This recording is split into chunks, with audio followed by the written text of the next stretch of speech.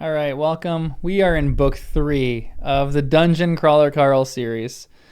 This book is called The Dungeon Anarchist's Cookbook. I always just blank on the names. It is, The Dungeon Anarchist Cookbook. Hey, I was right. This is the third book, and so far I'm up to the point where Brandon dies, or Carl gets a message in his inbox, essentially from a deceased crawler, which is really tragic. A few things just on the writing and just the tone of the book so far. I think it's good. The maze of the trains is going to be weird for me. I don't understand this level. This is like a weird feeling level. I don't think Matt Dinniman's strong suit is creating visualized settings. I can't really visualize any of what these beasts look like. I can't really visualize what some of these crawlers chose to become. Like, I can visualize a few things, but maybe that's because I'm not imaginative. But I feel like I can't have pictures in my head of what some of these beasts look like because they're just not described all that well. And I feel like the same is true with the levels. I feel like the levels are just kind of being lost on me for... It's like a maze of trains. I just don't quite understand it. Now, one of the positive things about this is I don't necessarily think that's even really necessary. Like, I think I'm just kind of like enjoying the book because it's just a fun, crazy tale. And I don't need to have all these things really ironed out in my head. So I don't mind that much. Another thing that I think with the writing is he's getting to be more of an emotional beat writer, which is what I really want. So it's not just adventure to adventure.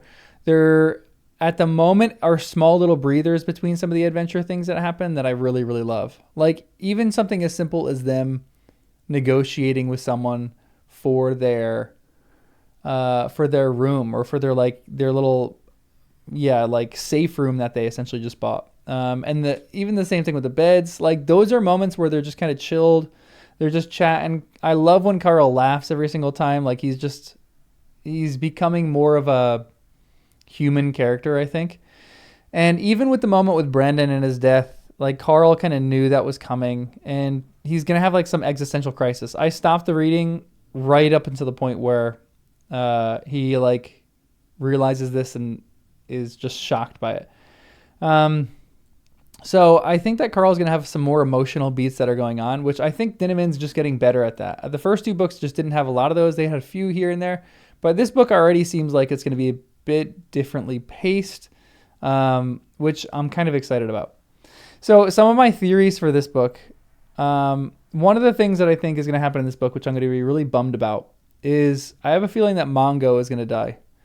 The reason why I think that he's going to die is because the book mentions something about how he gets like extra experience for the whole group the more that he kills people. And there was something that was strange that kind of mentioned...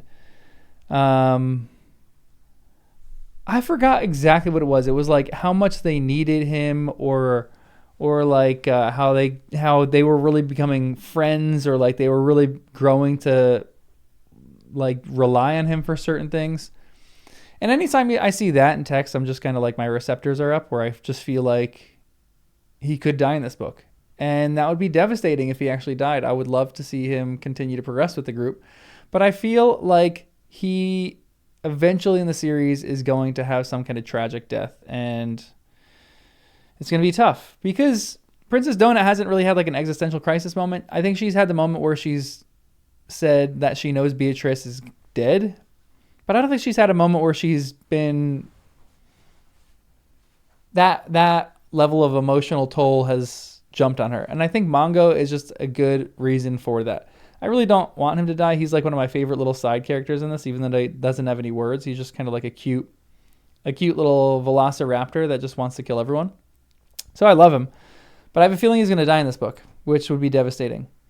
Another thing that I was thinking of is Katya is weird. Obviously, this is like leading up to this point in the novel, but there's something stranger about her. I have a feeling she might be like secretly strong. She is definitely passing information off to her little Amazonian leader. And I'm curious if because there's bounties in this book, if there is going to be some kind of confrontation that they're going to have. I mean, I would almost say that's for certain that at some point in this, they're going to have a confrontation with someone who's a bounty hunter. And I don't think it's going to be the Amazonian woman, but I think she might come up to try to get them later, and then she might turn on their side or something like that. So I think that's my guess with that.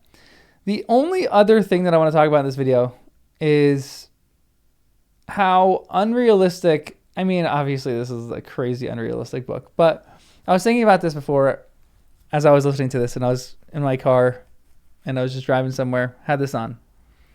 How the heck do you not have a team of like US Marines or like British special forces or some elite military group down there? The whole world kind of collapses, and all of a sudden you can't tell me that there's a barracks. There's a bunch of guys in the desert somewhere in some kind of tent. And then all of a sudden the world collapses, and then all these guys aren't just together there with their weapons. That, I'm not going to say that obviously this book is crazy unrealistic. I mean, actually, you never know. Maybe this will happen in the next few years. Maybe we're like a crop planet.